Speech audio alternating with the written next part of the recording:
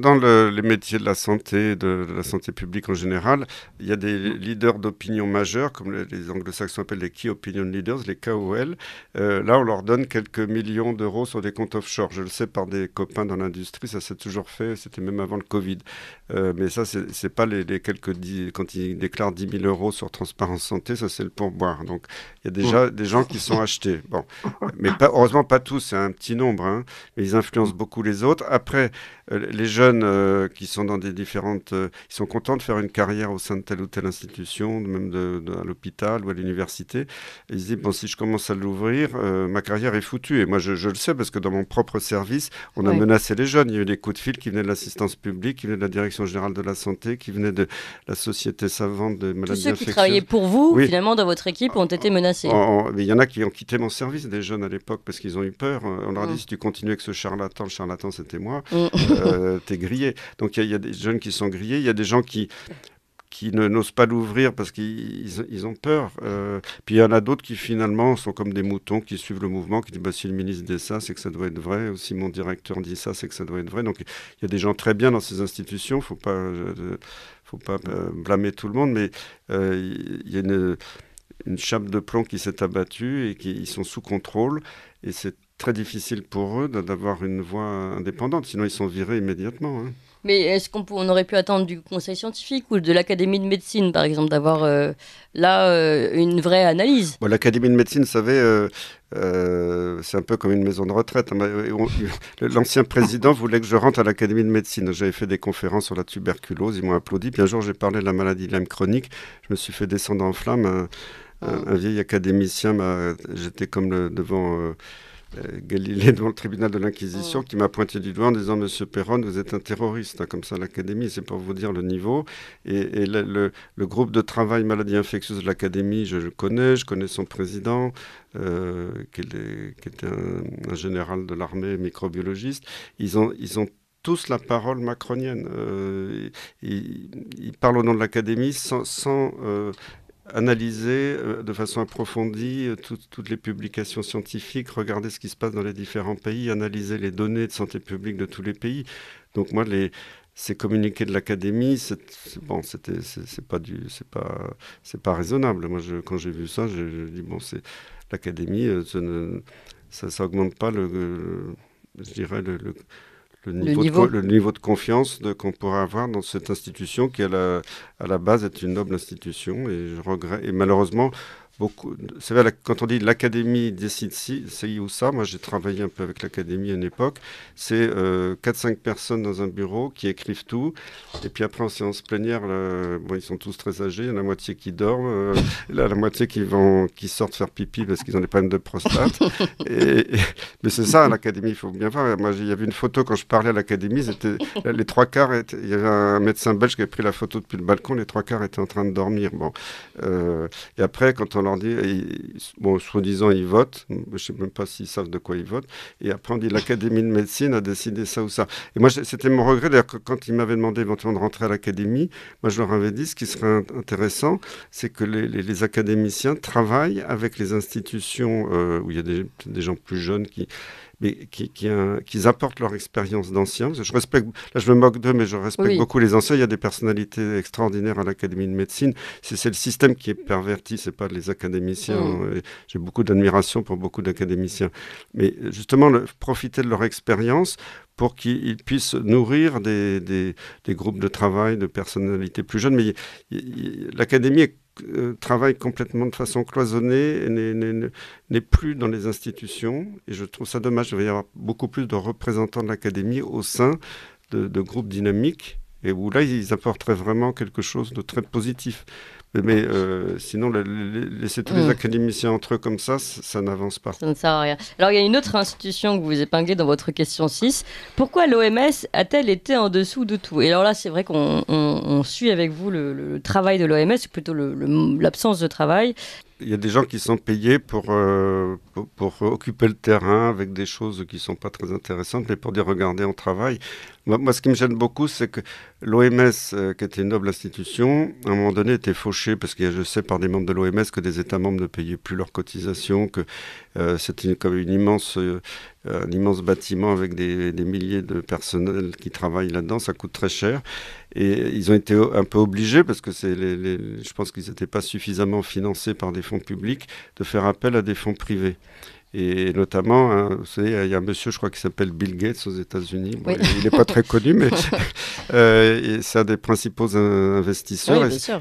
Par la fondation Bill et Melinda Gates. Et c'est un des principaux financiers de l'OMS. Donc l'OMS est devenu quelque part une succursale de la fondation Bill et Melinda Gates. Et d'ailleurs, autour, il y a des structures comme PATH en anglais. Quoi. Bill Gates a créé des petites boîtes de conseillers qui travaillent dans la logistique, dans les statistiques, tout ça, pour appuyer l'OMS. Donc Genève est très, très infiltrée par toutes ces personnes. Oui, parce que la fondation Bill et Melinda Gates, si je ne me trompe pas, c'est celle qui donne le plus d'argent, plus que les États, voilà. à l'OMS. Et moi j'ai vu, parce que comme j'étais vice-président à l'OMS pour les vaccins pour l'Europe, quand j'ai commencé au début, il y avait un ou deux représentants de la Fondation Gates. Et après quelques années, il y en avait plus de 10 dans les réunions. Et puis, ce qui m'a choqué, alors, dans le groupe européen des vaccins, il n'y avait pas les Big Pharma dans la salle, mais quand il y avait les réunions plénières mondiales à Genève, là, il y avait tous les représentants de l'industrie pharmaceutique qui assistaient au débat. Ils étaient au courant de tout. Et puis après, dans les couloirs, ils influençaient. Il y avait un grand dirigeant d'un labo pharmaceutique français qui, à la pause café, m'a dit « Monsieur Perron, c'est terrible, ce Cahuzac venait d'être arrêté. C'est une catastrophe pour nous, parce qu'il certes, il nous coûtait cher, mais grâce à lui, nos dossiers progressaient très vite. » Vous voyez, il s'en cachait même pas. Ça mérite d'être clair. Et tout ça, c'est... Tous ces gens qui grenouillent à l'OMS, faudrait les chasser les marchands du temple. L'OMS est une noble institution, mais il faut la remettre avec des fonds publics et virer tous les gens qui ont des conflits d'intérêts. Malheureusement, il y a d'excellents fonctionnaires, là encore, à l'OMS. À chaque fois, je n'attaque pas les institutions, j'attaque la façon dont ça a été perverti. Et là, ce qui est très intéressant, vous parlez de ces personnes qui grenouillaient, mais qui étaient finalement de plus en plus officielles au sein de l'OMS. Et vous en parlez également dans votre livre au sujet des cabinets de conseil, dont McKinsey, qui ont participé complètement finalement à la rédaction des rapports pour la gestion Covid. Ah oui, parce que Macron, il est fauché, il n'a pas un sou pour les infirmières ou pour les pédiatres, et les services de pédiatrie sont en train de mourir. La meilleure solution, c'est de ne pas tomber malade. Hein. Voilà, et il avait quand même plus d'1 milliard d'euros pour donner au cabinet de conseil. Alors le plus gros, c'est McKinsey, mais il y en avait d'autres. Et on s'aperçoit que toute cette pandémie, elle a été organisée à l'échelon mondial et qu'il y avait les mêmes décisions prises le même jour en Espagne, en Suède, en Australie, au Canada, aux États-Unis. Donc tout était concerté et comme par hasard, ça sortait probablement toujours de ces cabinets de conseil. C'est ça, c'est très très intéressant ce que vous soulignez, parce que très souvent la réponse c'est de dire oui mais regardez les autres ont fait pareil, donc finalement c'est pas de notre faute, c'est pas de la faute de nos politiques. Ben oui, parce que c'était coordonné pour que tout le monde fasse la même chose. Et ce sont les pays riches, hein, c'est surtout les pays de l'OTAN qui ont tous fait la même chose. Oui, c'est ça, exactement. On retrouve un peu la même dynamique avec la guerre en Ukraine. Et les pays finalement dits pauvres, dits indigents, alors qu'ils étaient beaucoup plus intelligents que les autres, s'en sont très bien sortis parce qu'ils n'ont pas été sous la même influence. Ils ont essayé, mais ils ont gardé leur indépendance. Il faut bien voir que l'Afrique, l'Asie, beaucoup de pays, dès le début, ils avaient une tradition. Ils ont traité avec la chloroquine, l'hydroxychloroquine, avec les plantes, avec l'artémisia.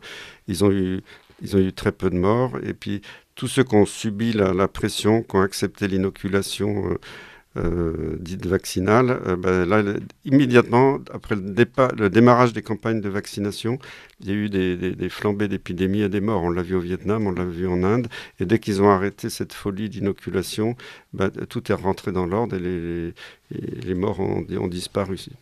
Mais professeur Perron, je me permets, ça va très loin parce que je lisais une nouvelle fois dans votre livre, bien entendu, que certains consultants de McKinsey avaient même des adresses email qui étaient attribuées à leur nom. Ça veut dire qu'à un moment donné, il y a une véritable infiltration de cabinets, de consultants privés américains qui s'infiltrent finalement dans les bureaux ministériels qui prennent des décisions ou qui rédigent des notes et qui ont même des adresses email. Donc ça peut paraître anecdotique pour nos auditeurs, mais je trouve que c'est extrêmement symbolique, tout au contraire. Et vous dites, je termine par là, vous dites dans votre livre, Emmanuel Macron a mis la France entre la main des Américains, payant tout ce beau monde grassement avec nos impôts. Donc là, on est quand même sur quelque chose de très, très grave, me semble-t-il, dans cette crise Covid aussi. Ah bah, tout à fait, oui. Mais alors, c'était pas des Américains qui étaient dans les réunions, parce que sinon, ils comprendraient rien. Oui. Mais c'était des Français qui représentaient qui étaient membres de ces cabinets. Bien sûr. Et d'ailleurs, le Sénat l'a bien dit, ils ont dit, mais quand on regarde ce que finalement a produit McKinsey et les autres, c'est quelquefois des petits feuillets qui sont assez maigres, où il n'y a pas grand-chose d'intelligent dedans. Et alors que les fonctionnaires qui sont là depuis longtemps, qui connaissent le boulot dans les administrations, au ministère, j'ai connu des fonctionnaires remarquables, des médecins de santé publique qui travaillent à la direction générale de la santé. Alors, au fil des années, on les a tous virés petit à petit pour faire des économies. Mais il y avait vraiment des gens remarquables dans les ministères et ils auraient fait peut-être un boulot 100 fois meilleur et en restant fidèle à notre pays, à la France, à notre patrie, parce que là, on s'aperçoit que Macron est en train de vendre la France à la découpe à des intérêts étrangers, ce qui rend furieux toute l'industrie. Des intérêts privés, d'autant plus. Oui. Et puis même les militaires sont furieux, parce que de toute notre industrie, les secrets de notre industrie nucléaire, des sous-marins, tout ça, ça a été donné aux Américains. Donc il n'y a pas que dans la santé. Donc il faut... C'est plus possible que comme ça la France soit démolie sous nos yeux. Et je pense que Macron, c'est une marionnette entre les mains de quelques milliardaires. Mais ça, c'est quelque chose qui est planifié, je pense, depuis longtemps.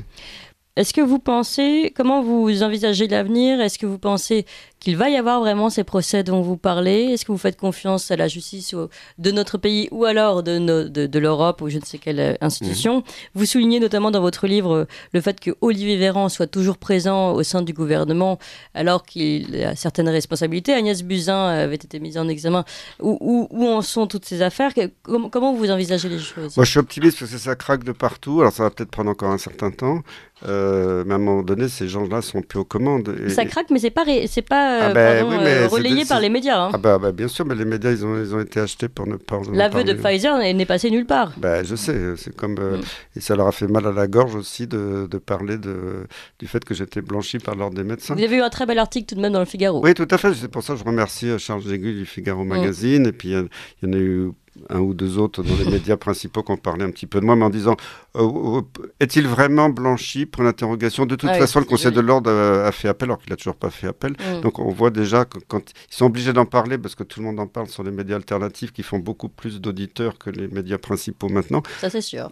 Voilà, et merci à vous. Et à vous, Clémence, et à vous, Nicolas. Donc, vous faites un super boulot. Donc, je pense que tout ça va craquer. Ils ne peuvent pas tenir ce mensonge éternellement.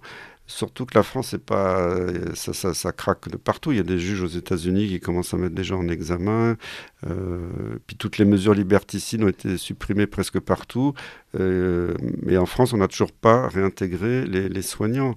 Et ça, ou les pompiers, c'est totalement scandaleux. Bah oui, puisque ça reposait sur cette idée, encore une fois, que le vaccin empêchait la transmission. C'était le seul fondement du pass vaccinal et donc la suspension des soignants suspendus. Et l'aveu de Pfizer a été fait. Tous ces gens-là, tout ça, ça va se casser la figure. Ça ne peut pas tenir la route. Et les Français commencent à réaliser qu'on les a complètement manipulés. C'est long parce que d'accepter d'avoir été manipulé, c'est pas facile à accepter psychologiquement. Oui, c'est sûr. Donc il y en a qui pour l'instant voient les choses mais veulent pas trop... C'est le principe de dissonance cognitive dont a parlé d'ailleurs Idriss Aberkane il y a peu de temps. Tout à fait. Nicolas Vidal, d'ailleurs on en parlait tous les deux quand on préparait cette émission, la fameuse sortie de Julien Pain qui expliquait que les choses ne peuvent pas être vraies si elles n'ont pas été certifiées, reprises dans les grands médias. Donc, mais le problème c'est que si on continue sur cette logique, rien ne sortira. Rien n'est vrai et c'est la même chose dans les journaux médicaux. Si c'est pas publié dans les grands journaux médicaux, ça n'existe pas. Et l'expérience des médecins, on l'a fichu à la poubelle. Donc il faut remettre les médecins au centre de la médecine. Et il faut retrouver l'esprit profond du serment d'Hippocrate, alors que là on a fait une médecine vendue à des intérêts capitalistes et ça n'a rien à voir. C'est une médecine qui s'occupe plus du soin de la santé et on est en train toujours de alors qu'il y avait la crise Covid et que Véran avait dit je vais doubler le nombre de lits en réanimation, et il a fermé des milliers de lits en France. Donc sans aucun scrupule aux yeux de tout le monde, ils ont continué à casser l'hôpital et on voit la catastrophe aux urgences. Et l'autre jour, il y avait une directrice d'agence régionale de santé, parce qu'il y a l'épidémie de bronchiolite, il y a tous les ans, depuis des décennies, ça n'a rien à voir avec le Covid, c'est un autre virus qui n'a rien à voir avec le coronavirus. Et elle a quand même déclaré... Alors pourquoi il y a des catastrophes avec la bronchiolite, c'est qu'il y a chaque année, on sait qu'il y a des épidémies à certaines saisons où il n'y a pas assez de lits de pédiatrie, on ne sait plus où mettre les enfants. Alors, au lieu de prévoir des unités qui seraient fermées le reste de l'année, mais qui ouvriraient spécialement avec recrutement de personnel supplémentaire. On le sait, c'est gérable, on peut le prévoir. C'est saisonnier. C'est saisonnier. Et qu'est-ce qu'elle déclare? Il faut vacciner tous les enfants contre le Covid pour les protéger contre la bronchiolite. Alors que les enfants ne font pas de Covid, ou très peu, font des Covid très bénins, ne transmettent pas, et que le vaccin n'a aucun effet sur la transmission. Mais comment on peut être directrice d'une agence régionale de santé et sortir des choses comme ça? C'est terrible. C'est noyer le poisson en disant on est en train de démolir la pédiatrie française, mais heureusement on a le vaccin Covid qui va sauver les petits-enfants, alors que c'est un vaccin qui est dangereux. On a vu les effets secondaires, il y a des morts après ce vaccin. On ne peut pas s'amuser à inoculer comme ça des enfants alors qu'ils ne sont pas du tout touchés par le Covid et ne le transmettent pas. Nicolas Vidal. Oui, professeur Perron, effectivement, Janice Moll, sa déclaration sur Pfizer sur le problème que le vaccin n'empêchait pas la transmission, effectivement, on ne s'attendait pas à ce que les grands médias mainstream en parlent. Mais quand même, il y a quand même des choses qui bougent, vous l'avez dit. On voit maintenant que les saignements menstruels abondants chez les femmes, bien entendu, sont reconnus aujourd'hui comme une possible effet secondaire. Est-ce que, professeur, à un moment donné, le déni du réel qui a frappé les millions de Français ne pourrait pas s'avérer être une énorme bombe à retardement pour des gens qui vont être frappés de plus en plus par des pathologies qui pourraient être la cause de l'injection, bien entendu. Et ça va représenter quand même un gros problème. Ça va être énorme parce que, après, moi, j'ai pas de chiffres, je vais pas m'aventurer sur des chiffres qui sont pas tous prouvés, mais il y a beaucoup de cancérologues et de radiologues qui disent on n'a jamais vu autant de cancers depuis qu'on a inoculé la population. Il y a le problème des femmes, des règles et même de la baisse de la fécondité chez les hommes. Donc, et le ministère de la Santé lui-même fait des communiqués ou des rapports comment gérer la future épidémie de stérilité. Donc, ils annoncent déjà à la population qu'il va y avoir une chute de la fertilité. Mais ils mettent ça le nombre d'arrêts cardiaques. Et oui, ils mettent ça sur le dos du réchauffement climatique. Professeur, on n'a jamais vu autant de publicité de prévention contre les AVC et les arrêts cardiaques à la télé. Oui, me permet de vous le dire. Ils ont dit que c'était à cause du réchauffement climatique. Ils ont annoncé qu'il allait y avoir plus d'accidents vasculaires cérébraux, de problèmes cardiaques. Donc, moi, s'il y a les problèmes de cancer, de stérilité, les myocardites chez les jeunes, au début, oui, non, mais c'est très rare. C'est comme d'habitude, c'est bénin, ça dure 15 jours. Moi, j'ai des témoignages autour de moi, puis il y a des publications qui commencent à sortir, que le chiffre de myocardite est absolument énorme chez des jeunes qui étaient en pleine forme, et qu'il y en a qui ne guérissent pas du tout après 15 jours, 3 semaines. J'ai eu un témoignage récent d'un jeune de 30 ans qui était un grand sportif. 6 mois après, sa myocardite, il a toujours un cœur qui est très affaibli, qui est dilaté comme un cœur d'une personne de 90 ans et qui est en insuffisance cardiaque et qui ne peut pas marcher plus de 500 mètres. Alors que Et tout ça, des témoignages comme ça, il y en a énormément. Donc il faut arrêter cette folie, quoi. Mais espérons en tout cas qu'elle s'arrête, et en tout cas en partie grâce à vous, professeur Perron. Merci d'avoir tiré la sonnette d'alarme depuis le début, d'avoir osé le faire, de continuer à résister. Je rappelle le titre de votre livre, Les 33 questions auxquelles ils n'ont toujours pas répondu, aux éditions Albin Michel.